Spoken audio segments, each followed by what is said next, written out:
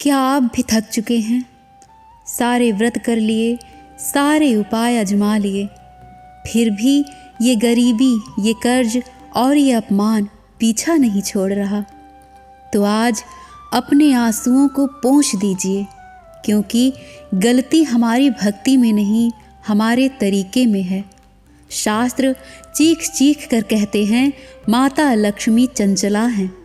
वे अकेली कभी एक जगह नहीं टिकती। अगर उन्हें घर में हमेशा के लिए रोकना है तो उन्हें उनके स्वामी नारायण के साथ बुलाना होगा। आज एकादशी और कूर्म द्वादशी का वो महासंयोग है जो रंक को भी राजा बना सकता है। आज मैं आपके लिए वो दुर्लभ युगल स्तोत्र लाई हूँ जो शायद इंटरनेट पर आपको कहीं ना मिले। ये महज एक वीडियो नहीं, हमारे दुखों के अंत की शुरुआत है। तो बस अपनी आंखें बंद करें और महसूस करें कि लक्ष्मी नारायण आपके घर में प्रवेश कर रहे हैं। इस ध्वनि को, इस महास्तोत्र को पूरा सुने और चमत्कार आप खुद देखेंगे। आइए मेरे साथ श्री महालक्ष्मी नारायण का 11 बार इस स्तोत्र से आवाहन कीजिए और पूर्ण विश्वास से ये प्रार्थना कीजिए कि आप हमारे घर में पधारिए प्रभु। ओम श्री लक्ष्मी नारायणाय नमः। अखंड बोध संपन्नो अनंत विभवो तथा अगाध करुणा सिंधु नमामि लक्ष्मी केशवो। क्षीराब्धिसंभवो देवो शेषशायी स्वरूपिणो सर्वसंपत्प्रदातारो भजेऽहं लक्ष्मी माधवो। पीताम्बरधरो रम्यो नाना अलङ्कारभूषितो दारिद्र्यभञ्जनो नित्यं वन्दे लक्ष्मी सनातनो। कटाक्षवीक्षणे ययोः पूर्णकामसमृद्धयः भक्ताभीष्टप्रदो नित्यं श्रये लक्ष्मी जनार्दनो। सर्वमङ्गलमाङ्गल्यो सर्वपापप्रणाशनो आयुरारोग्यदौ सद्यः नमामि लक्ष्मी अच्युतो। यत्र श्री अस्तत्र नारायणः यत्र विष्णुस्तत्र रमा उभयोरयन्तरं नास्ति नमामि लक्ष्मी वामनो। सुवर्णवृष्टिकर्तारो भक्तदारिद्र्यहारको मोक्षप्रदौ चलो केशव भजे लक्ष्मी त्रिविक्रमो। इदं स्तोत्रं महापुण्यं लक्ष्मीनारायणप्रियं या पठेत प्रातरुत्थाय तस्य गेहे स्थिरः रति। अखण्डबोधसम्पन्नो अनन्तविभवो तथा अगाधकरुणासिन्धु नमामि लक्ष्मी केशवो।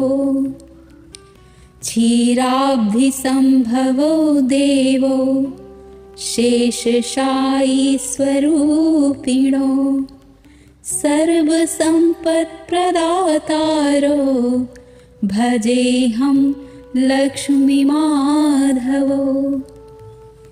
पीताम्बरधरो रम्यो नाना अलङ्कारभूषितो दारिद्र्यभञ्जनो नित्यं वन्दे लक्ष्मी सनातनो। कटाक्षवीक्षणे ययोः पूर्णकामसमृद्धयः भक्ताभीष्टप्रदौ नित्यं श्रये लक्ष्मीजनार्दन। सर्वमङ्गलमाङ्गल्यो सर्वपापप्रणाशनो आयुरारोग्यदौ सद्यः नमामि लक्ष्मी अच्युतो।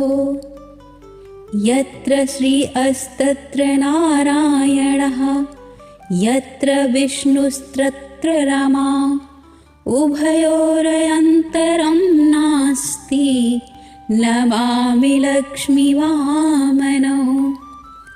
सुवर्णवृष्टिकर्तारो भक्तदारिद्र्यहारको मोक्षप्रदौ च लोकेशव भजे लक्ष्मी त्रिविक्रमो। इदं स्तोत्रं महापुण्यं लक्ष्मीनारायणप्रियं या पठेत प्रातरुत्थाय तस्य गेहे स्थिरहरति। अखण्डबोधसम्पन्नो अनन्तविभवो तथा अगाधकरुणासिन्धु नमामि लक्ष्मीकेशवो। क्षीराब्धिसम्भवो देवो शेषशायीस्वरूपिणो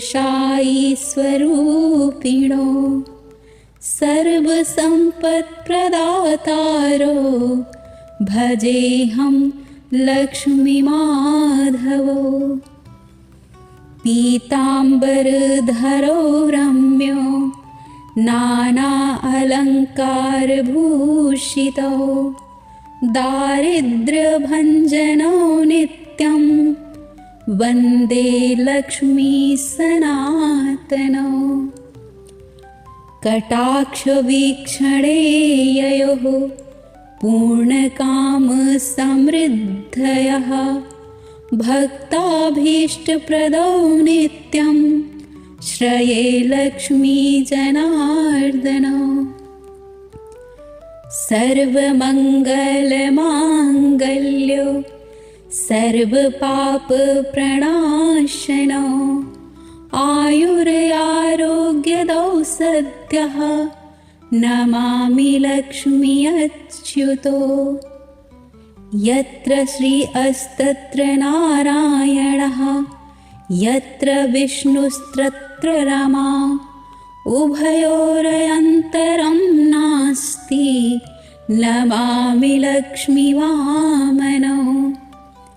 सुवर्णवृष्टिकर्तारो भक्तदारिद्र्यहारको मोक्षप्रदौ च लोकेशव भजे लक्ष्मी त्रिविक्रमो। इदं स्तोत्रं महापुण्यं लक्ष्मीनारायणप्रियं या पठेत प्रातरुत्थाय तस्य गेहे स्थिरहरति। अखण्डबोधसम्पन्नो अनन्तविभवो तथा अगाधकरुणासिन्धु नमामि लक्ष्मीकेशवो। क्षीराब्धिसम्भवो देवो शेषशायीस्वरूपिणो सर्वसम्पत्प्रदातारो भजेऽहं लक्ष्मीमाधवो। पीताम्बरधरो रम्यो नाना अलङ्कारभूषितो दारिद्र्यभञ्जनो नित्यं वन्दे लक्ष्मी सनातनो। कटाक्षवीक्षणे ययोः पूर्णकामसमृद्धयः भक्ताभीष्टप्रदौ नित्यं श्रये लक्ष्मी जनार्दन। सर्वमङ्गलमाङ्गल्यो सर्वपापप्रणाशनो आयुरारोग्यदौ सद्यः नमामि लक्ष्मी अच्युतो। यत्र श्री अस्तत्र नारायणः यत्र विष्णुस्तत्र रमा उभयोरन्तरं नास्ति नमामि लक्ष्मीवामनो। सुवर्णवृष्टिकर्तारो भक्तदारिद्र्यहारको मोक्षप्रदौ च लोकेशव भजे लक्ष्मी त्रिविक्रमो। इदं स्तोत्रं महापुण्यं लक्ष्मीनारायणप्रियं या पठेत प्रातरुत्थाय तस्य गेहे स्थिरः रति। अखण्डबोधसम्पन्नो अनन्तविभवो तथा अगाधकरुणासिन्धु नमामि लक्ष्मीकेशवो। क्षीराब्धिसम्भवो देवो शेषशायीस्वरूपिणो सर्वसम्पत्प्रदातारो भजेऽहं लक्ष्मीमाधवो। पीताम्बरधरो रम्यो नाना अलङ्कारभूषितो दारिद्र्यभञ्जनो नित्यं वन्दे लक्ष्मी सनातनो। कटाक्षवीक्षणे ययोः पूर्णकामसमृद्धयः भक्ताभीष्टप्रदो नित्यं श्रये लक्ष्मी जनार्दन। सर्वमङ्गलमाङ्गल्यो सर्वपापप्रणाशनो आयुरारोग्यदौ सद्यः नमामि लक्ष्मी अच्युतो। यत्र श्री अस्तत्र नारायणः यत्र विष्णुस्तत्र रमा उभयोरन्तरं नास्ति नमामि लक्ष्मीवामनो। सुवर्णवृष्टिकर्तारो भक्तदारिद्र्यहारको मोक्षप्रदौ च लोकेशव भजे लक्ष्मी त्रिविक्रमो। इदं स्तोत्रं महापुण्यं लक्ष्मीनारायणप्रियं या पठेत प्रातरुत्थाय तस्य गेहे स्थिरः रति। अखण्डबोधसम्पन्नो अनन्तविभवो तथा अगाधकरुणासिन्धु नमामि लक्ष्मीकेशवो। क्षीराब्धिसम्भवो देवो शेषशायीस्वरूपिणो सर्वसम्पत्प्रदातारो भजेऽहं लक्ष्मीमाधवो। पीताम्बरधरो रम्यो नाना अलङ्कारभूषितो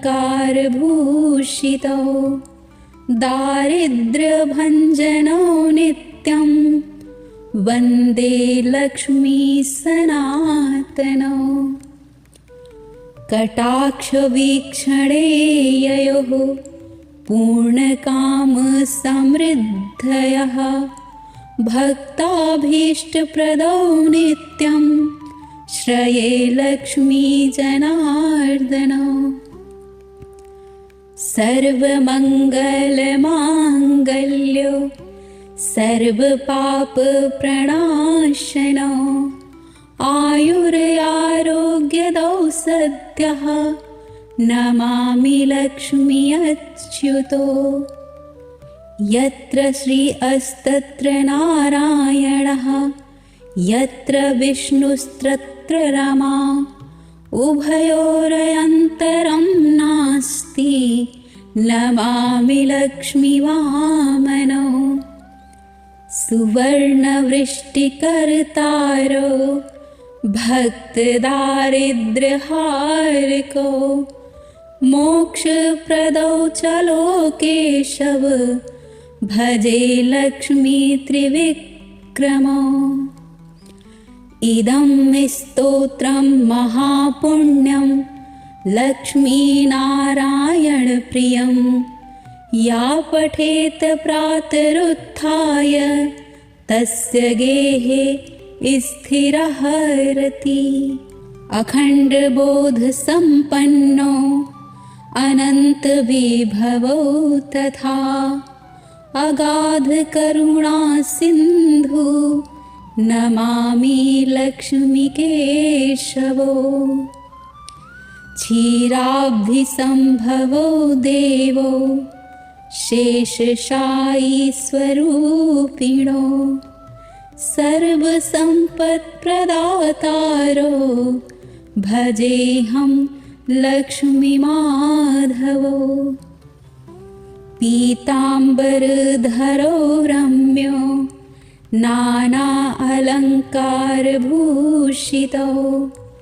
दारिद्र्यभञ्जनो नित्यं वन्दे लक्ष्मी सनातनो।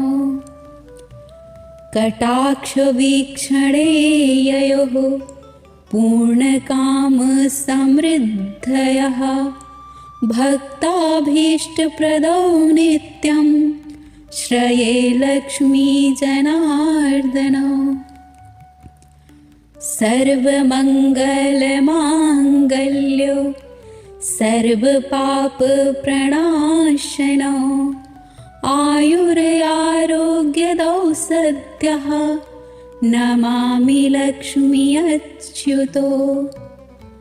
यत्र श्री अस्तत्र नारायणः यत्र विष्णुस्तत्र रमा उभयोरयन्तरं नास्ति नमामि लक्ष्मीवामनो। सुवर्णवृष्टिकर्तारो भक्तदारिद्र्यहारको मोक्षप्रदौ च लोकेशव भजे लक्ष्मी त्रिविक्रमो। इदं स्तोत्रं महापुण्यं लक्ष्मीनारायणप्रियं या पठेत प्रातरुत्थाय तस्य गेहे स्थिरः रति। अखण्डबोधसम्पन्नो अनन्तविभवो तथा अगाधकरुणासिन्धु नमामि लक्ष्मीकेशवो। क्षीराब्धिसम्भवो देवो शेषशायीस्वरूपिणो सर्वसम्पत्प्रदातारो भजेऽहं लक्ष्मीमाधवो। पीताम्बरधरो रम्यो नाना अलङ्कारभूषितो दारिद्र्यभञ्जनो नित्यं वन्दे लक्ष्मी सनातनो। कटाक्षवीक्षणे ययोः पूर्णकामसमृद्धयः भक्ताभीष्टप्रदो नित्यं श्रये लक्ष्मी जनार्दनो।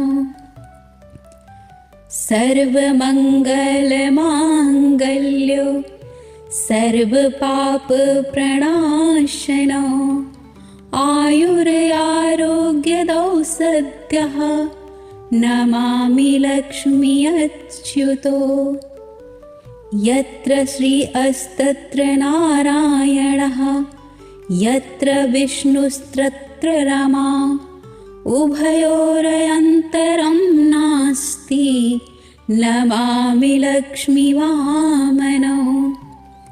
सुवर्णवृष्टिकर्तारो, भक्तदारिद्र्यहारको, मोक्षप्रदौ चलो केशव, भजे लक्ष्मी त्रिविक्रमो। इदं स्तोत्रं महापुण्यं, लक्ष्मीनारायणप्रियं, या पठेत प्रातरुत्थाय, तस्य गेहे स्थिरः रतिः। अखण्डबोधसम्पन्नो, अनन्तविभवो तथा, अगाधकरुणासिन्धु, नमामि लक्ष्मीकेशवो। क्षीराब्धिसम्भवो देवो, शेषशायीस्वरूपिणो, सर्वसम्पत्प्रदातारो, भजेऽहं लक्ष्मीमाधवो। पीताम्बरधरो रम्यो, नाना अलङ्कारभूषितो, दारिद्र्यभञ्जनो नित्यं, वन्दे लक्ष्मी सनातनो। कटाक्षवीक्षणे ययोः, पूर्णकामसमृद्धयः, भक्ताभीष्टप्रदो नित्यं, श्रये लक्ष्मी जनार्दनो। सर्वमङ्गलमाङ्गल्यो, सर्वपापप्रणाशनो, आयुरारोग्यदौ सद्यः, नमामि लक्ष्मी अच्युतो। यत्र श्री अस्तत्र नारायणः, यत्र विष्णुस्तत्र रमा, उभयोरयन्तरं नास्ति, नमामि लक्ष्मीवामनो। सुवर्णवृष्टिकर्तारो, भक्तदारिद्र्यहारको, मोक्षप्रदौ चलो केशव, भजे लक्ष्मी त्रिविक्रमो। इदं स्तोत्रं महापुण्यं, लक्ष्मीनारायणप्रियं, या पठेत प्रातरुत्थाय, तस्य गेहे स्थिरः रतिः। अखण्डबोधसम्पन्नो, अनन्तविभवो तथा, अगाधकरुणासिन्धु, नमामि लक्ष्मीकेशवो। क्षीराब्धिसम्भवो देवो, शेषशायीस्वरूपिणो, सर्वसम्पत्प्रदातारो, भजेऽहं लक्ष्मीमाधवो। पीताम्बरधरो रम्यो, नाना अलङ्कारभूषितो, दारिद्र्यभञ्जनो नित्यं, वन्दे लक्ष्मी सनातनो। कटाक्षवीक्षणे ययोः, पूर्णकामसमृद्धयः, भक्ताभीष्टप्रदो नित्यं, श्रये लक्ष्मी जनार्दनो। सर्वमङ्गलमाङ्गल्यो, सर्वपापप्रणाशनो, आयुरारोग्यदौ सद्यः, नमामि लक्ष्मी अच्युतो। यत्र श्री अस्तत्र नारायणः, यत्र विष्णुस्तत्र रमा, उभयोरयन्तरं नास्ति, नमामि लक्ष्मीवामनो सुवर्णवृष्टिकर्तारो भक्तदारिद्र्यहारको मोक्षप्रदौ चलो केशव भजे लक्ष्मी त्रिविक्रमो। इदं स्तोत्रं महापुण्यं लक्ष्मीनारायणप्रियं या पठेत प्रातरुत्थाय तस्य गेहे स्थिरः रति। अखण्डबोधसम्पन्नो अनन्तविभवो तथा अगाधकरुणासिन्धु नमामि लक्ष्मीकेशवो। क्षीराब्धिसम्भवो देवो शेषशायीस्वरूपिणो सर्वसम्पत्प्रदातारो भजेऽहं लक्ष्मीमाधवो। पीताम्बरधरो रम्यो नाना अलङ्कारभूषितो दारिद्र्यभञ्जनो नित्यं वन्दे लक्ष्मी सनातनो। कटाक्षवीक्षणे ययोः पूर्णकामसमृद्धयः भक्ताभीष्टप्रदो नित्यं श्रये लक्ष्मी जनार्दनो। सर्वमङ्गलमाङ्गल्यो सर्वपापप्रणाशनो आयुरारोग्यदौ सद्यः नमामि लक्ष्मी अच्युतो।